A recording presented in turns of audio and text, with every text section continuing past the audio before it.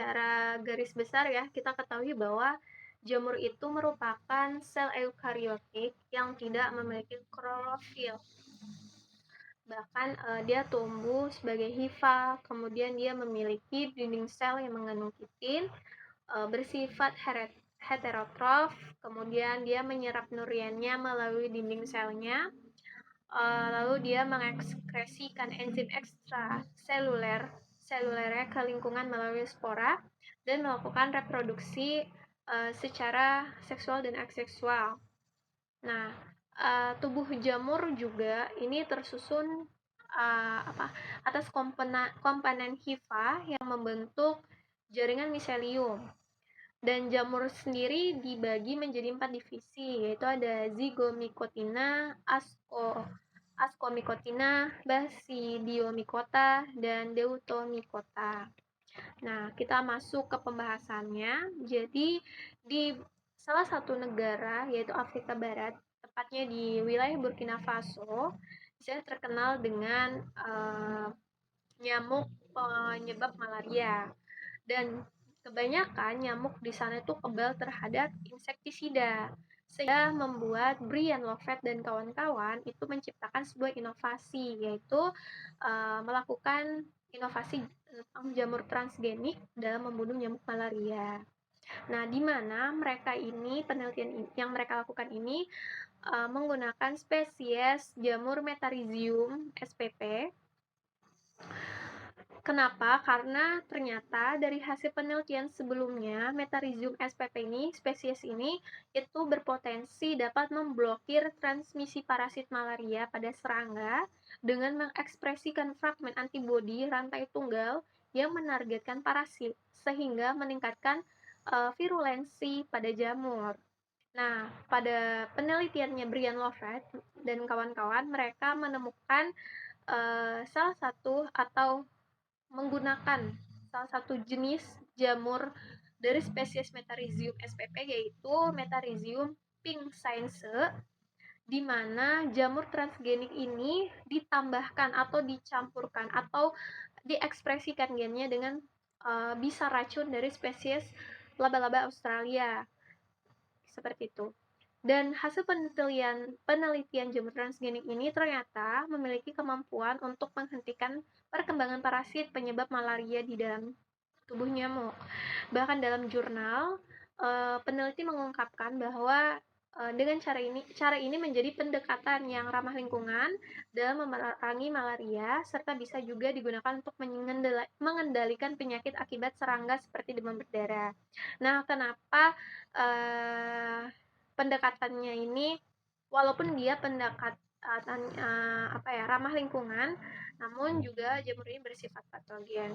Jadi jamur ini bersifat patogen tapi ramah lingkungan gitu. Nah, Metarhizium pinksaense ini memiliki kode gen bank itu DQ 177428. Dan dalam penelitian yang telah dilakukan, ternyata Metarhizium pinksaense ini memiliki 318 PG spora atau 6 spora. Nah, tapi ternyata jamur Metarhizium pinksaense ini dalam membunuh nyamuk itu efektif di dosis spora yang rendah, yaitu 130 spora per nyamuk. Nah, setelah Brian Lovett dan kawan-kawan melakukan uji lab, mereka langsung melakukan uji coba di lapangan, yaitu dengan membuat desa tiruan seperti pada gambar yang terlihat di layar, di mana mereka ini melakukan pengamatan selama seminggu. Dari hasil pengamatannya seminggu itu ternyata didapatlah hasil bahwa si jamur spora dari jamur Metarhizium pinksaense ini hanya membutuhkan 2-3 hari untuk menembus kutikula inang nyamuk, seperti itu. Dan dalam seminggu juga ternyata pasca injeksinya bahwa Metarhizium pinksaense ini dapat membunuh 93,5% nyamuk jenis Anopheles coluzzii, 90,6% Anopheles gambia ss, dan 96,4% Anopheles gambia kisumu. Nah, diketahui bahwa di Burkina Faso, Afrika Barat ini, jenis nyamuk yang menjadi penyebab malaria itu 3 jenis nyamuk ini tadi, ada Anopheles coluzzii, Anopheles gambia ss, dan Anopheles gambiae kisumu. Nah, sehingga di desa tiruan tersebut dilepaskanlah hampir sekitar 1.500 ekor nyamuk. Dan perlakuan molaritas yang didapatkan dari hasil pengamatan dalam seminggu itu mencapai di atas 80%, dalam arti di atas ambang batas moralitas WHO yang telah ditetapkan oleh WHO. Maksudnya adalah bahwa spora dari Metarhizium pinksaense ini yang dicampurkan dengan bisa racun laba-laba tadi itu efektif, bekerja sangat efektif dalam mengendalikan atau membunuh nyamuk-nyamuk pembawa penyakit malaria. Kenapa? Karena ekspresi toksin dari Metarhizium pinksaense ini proses ekspresinya itu dia terjadi di hemolimfa nyamuk. Kenapa? Karena nyamuk atau serangga yang membawa penyakit malaria dia itu dikendalikan oleh promotor spesifik hemolimfa. Jadi jamur ini tuh harus bersentuhan dengan hemolimfa nyamuk baru dia bisa bekerja, baru jamur ini bisa bekerja seperti itu. Nah, penggunaan inovasinya pun di Burkina Faso itu dengan menggunakan kain katun hitam atau kelambu yang sudah dioleskan oleh spora jamur, di mana spora jamur ini sudah dicampur dengan minyak wijen, jadi dioleskan lalu digantung. Jadi nanti nyamuknya itu terbang dan tanpa disadari dia hinggap di kelambu atau kain katun tersebut, sehingga dia menghirup atau menghisap spora jamur yang hasil uji coba mereka. Nah, setelah nyamuk itu menghisap, maka bisa diamati ciri-ciri jamur yang terinjeksi itu dia akan memiliki kapasitas terbang yang menurun. Kemudian dia menghisap darah ke tubuh manusia juga menurun. Kenapa? Karena racun atau ya sifat patogen atau racun yang dihasilkan oleh Metarhizium pinksaense ini mempengaruhi atau mempengaruhi neuron sensorik dan motorik pada nyamuk, sehingga nyamuk itu kapasitas terbangnya menurun seperti itu.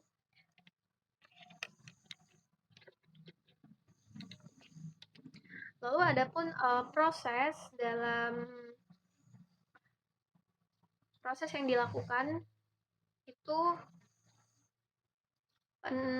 Brian Lovett dan kawan-kawannya melakukan isolasi miselium ke PDA dulu, kemudian dilakukan ekstraksi DNA menggunakan metode benzil klorida, kemudian dilakukannya pengurutan DNA secara enzimatis menggunakan reaksi berantai polimerase, kemudian dilakukan reaksi PCR DNA, kemudian hasil produknya diperiksa dengan 1,2% TBA gel agarosa yang diwarnai dengan etidiubromida, dan fragmen PCR dimurnikan menggunakan Wizard TM PCR Press DNA Purification System Kit dan diurutkan mulai arah 5 aksen hingga 3 aksen dan 3 aksen hingga 5 aksen, lalu dilakukan analisis dan spesifik identifikasi menggunakan genbank. Nah, pada penelitian ini saya sudah beberapa membaca jurnalnya, dan ternyata untuk proses ekspresi gen dari jamur Metarhizium pinksaense dan spesies laba-laba dan bisa racun dari spesies laba-laba Australia ini tidak dijelaskan. Tapi di penelitian ini lebih dijelaskan bagaimana cara identifikasi jamur transgenik tersebut dan bagaimana cara penggunaan aplikasi dari jamur Metarhizium pink science ini dan hasil yang didapatkan gitu, apakah efektif atau tidak, dan ternyata efektif seperti itu. Dan bahkan juga kalau di penelitian atau di jurnal yang lain yang saya baca itu ternyata tidak hanya jamur Metarhizium pink science aja, tapi sudah dilakukan juga terhadap jenis jamur Metarhizium anisopliae, di mana dia ini diekspresikan dengan neurotoksin serangga dari kalajengking Sahara dan menghasilkan atau hasil yang diperoleh adalah jamur transgenik tersebut dapat mengurangi mobilitas dan minat makan nyamuk Aedes aegypti dewasa dengan pengurangan 9 kali lipat dalam dosis spora yang mematikan. Jadi memang spesies dari jamur Metarhizium spp ini sangat berpotensi dalam mengendalikan atau membunuh nyamuk penyebab malaria, dan diharapkan inovasi ini bisa membantu khususnya yang ada di negara Afrika dalam menanggulangi atau menurunkan angka kematian penyebab malaria seperti itu.